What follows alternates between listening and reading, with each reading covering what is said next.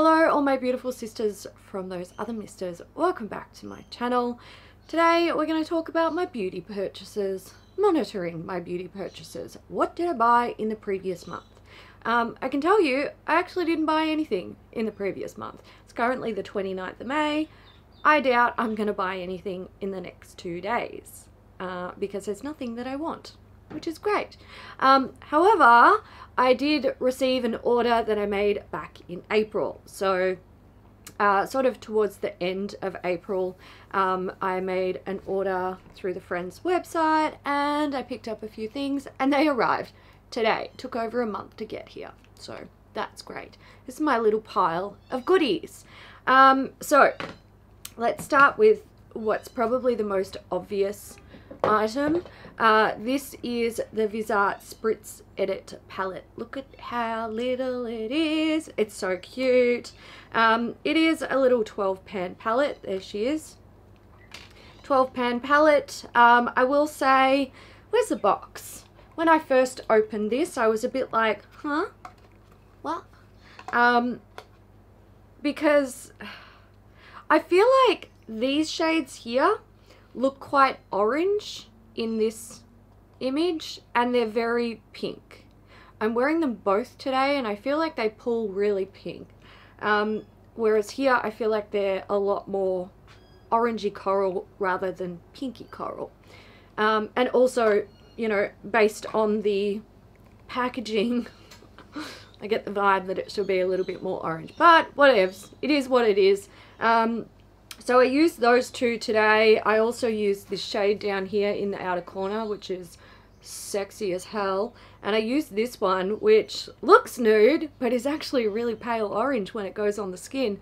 So I would say this palette is interesting. Also, I used this shade here, which on camera looks a lot lighter than it is in person.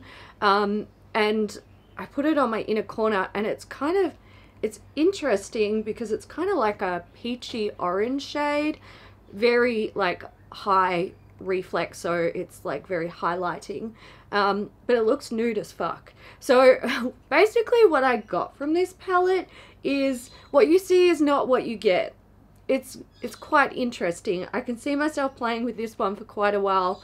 I would assume that like the browns and the nudes are, well, I shouldn't assume that because I just said that these two nudes up here are definitely not what I expected them to be. But I'm kind of expecting like, you know, the gold shade, the yellowy gold. I did use this chocolatey brown on my lower lash line and that is what I expected it to be. So it's interesting. This feels like a palette where you're sort of going in a little bit blind. Like I just don't know what I'm gonna get. I don't know what I'm gonna get when I put it on my eyes. So I don't mind that.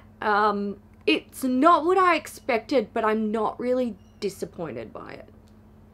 I think that's the best way to put it. I'll leave it at that. Something else that I want to say about this little palette. The reason I bought this is because I had recapped this guy in a recent like was that haul worth it video, and I was saying how I love how small and compact this is, how travel friendly it is. Just like, look at that, that's 8 shades, and the pans are small. You don't need any more than that, especially with fucking bright eyeshadows like this. It's not like you're putting them all over your damn face. It goes on a tiny section of your face.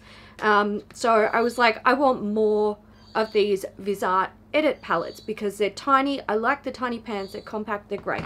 So this, right, 12 pans, okay? 12 pans. Now, if we compare it to, where is it? Compare it to this, which is also 12 fucking pans. Like, look at this shit. Look at this. 12 pans, 12 pans. I don't want these in my life. I mean, I've got them and I'm not really willing to give them up, but like, this is what I want from palettes that I buy going forward. And I want to try and find like the inner self-control to not buy big palettes anymore. I don't want to bring them into my life. They take up so much space. I never fucking hit pan on eyeshadows. I never fucking hit pan. I don't need eyeshadow pans that are any bigger than this. I just don't. I do want to be able to have an eyeshadow collection that is diverse and is definitely larger than what any sane person should have. But I want it all to be small pans. That's all I want.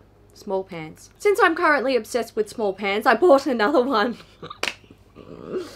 Don't judge me. Don't judge me. This one is the Paris Edit. So this is cool toned, very mauve, very purple. And I haven't tried this one, obviously, because I just got it today. But this was another color story that spoke to me. This was one where I was like, you know what? I wear purples at some stage year round. This is the type of palette, if I was going through a cool tone phase, which to some degree I am at the moment, not that you can tell, but I am sort of leaning more that way at the moment. If I was going traveling, like, this would be all that I need, and I could take it and I'd be comfortable knowing that, like, it's got that sturdy sort of almost like self-protective packaging. It's tiny. It's got everything I need in there. 12 shades. 12 shades is a very generous amount of shades. You can do all sorts of things with this. You've got dark shades, light shades, sparkly shades, transition shades, like highlight shades. It's all in there. Everything you need in one tiny little palette. And it's literally like basically just a bit bigger than the size of my palm. It's all I want. It's all I want in life. You're both beautiful. Welcome to the family. The next thing I purchased was the Chantecaille Perfect Blur Finishing Powder. So this one, oh, look. This one, I really wanted this and I was like, oh, it's so expensive. It's like $110 in Australia, I think. Whoopsie. No, it's 128. So anyway, I saw it on Mecca and I was like, I can't justify spending $130 on a face powder that is meant to be a matte finish powder when I have dry skin and I can't go in store and swatch it, and like, you know, I was just like, I feel like I'm walking into trouble doing that, even though like the fire burns within me to purchase it.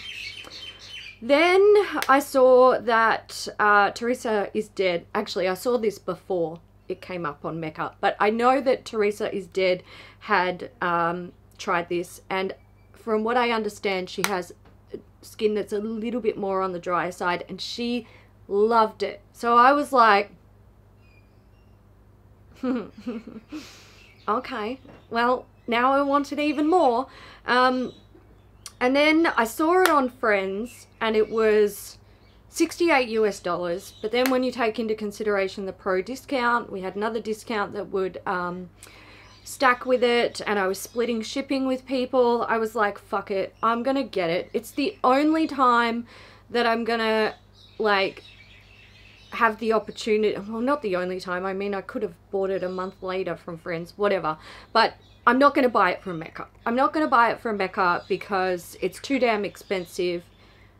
I'm just going to buy it and try it, and hopefully I love it and adore it. And then I failed to even fucking use it today, so I don't know how I feel about it. There you go. Hopefully I will remember to use it tomorrow, but I got it. I'm so excited to use it, and it's so beautiful. Yes, birds, I know you're excited about my beautiful powder too. Alright guys, so that's it for monitoring my beauty purchases in May. I hope you enjoyed it. Feel free to leave your comments down below. If you purchased this and you have dry skin, let me know how you went with it. Hopefully you love it. And if you've picked up either of these Viseart palettes, let me know what you think of them. I'll be back soon with another video of some description. Give it a thumbs up if you enjoyed it, guys, and I'll see you in the next one. Bye.